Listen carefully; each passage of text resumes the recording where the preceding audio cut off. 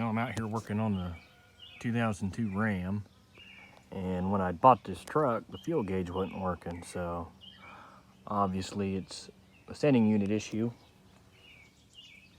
So I got the old sending unit out, and right away I see the problem.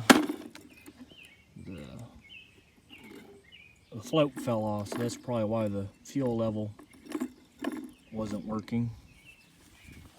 But you can see the Chrysler thing, that's a genuine Mopar sending unit. The replacement I got is this Carter one off of Rock Auto.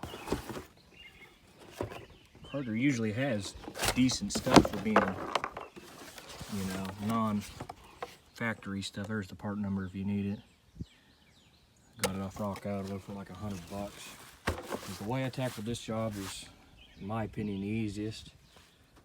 Pulled the filler neck off and undid all the bed bolts. There's 4 on this side, there's 2 in the back there, and then I just loosened the ones up on the passenger side.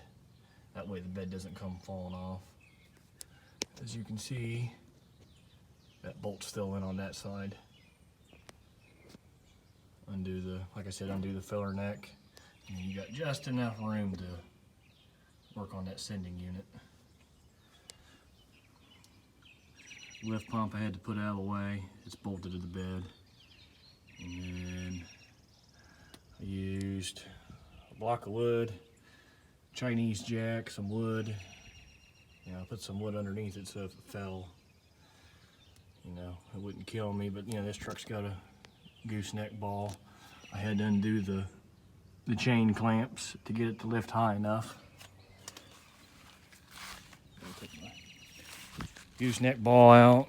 You got to take your spare tire deal out here, because the rod would hit this if you keep jacking it up, but you should be able to get it high enough to work that sending unit out.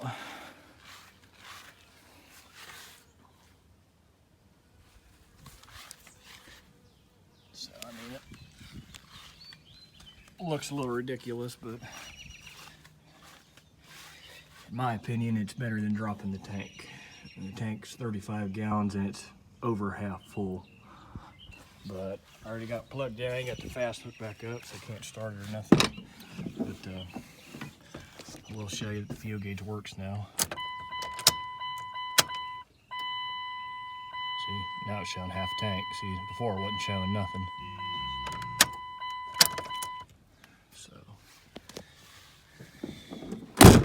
If your fuel gauge is constantly showing empty, it's probably a sending unit issue.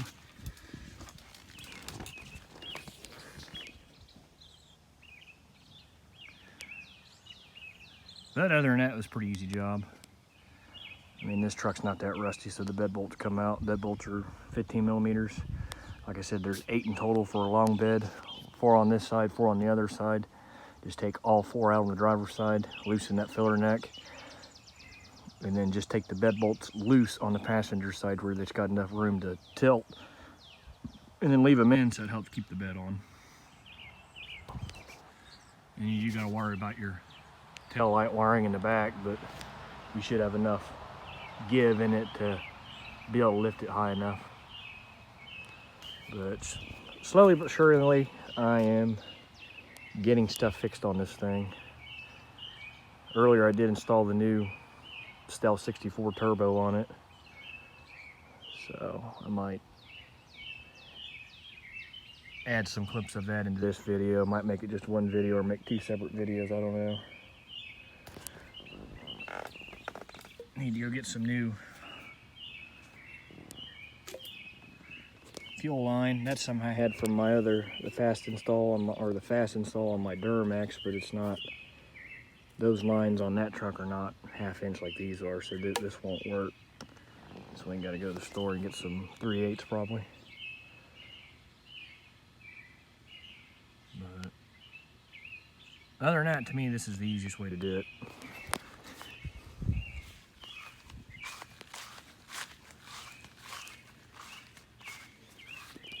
it up and then put some blocks of wood underneath her so you don't kill yourself. And then you can get to it. And there's the new one.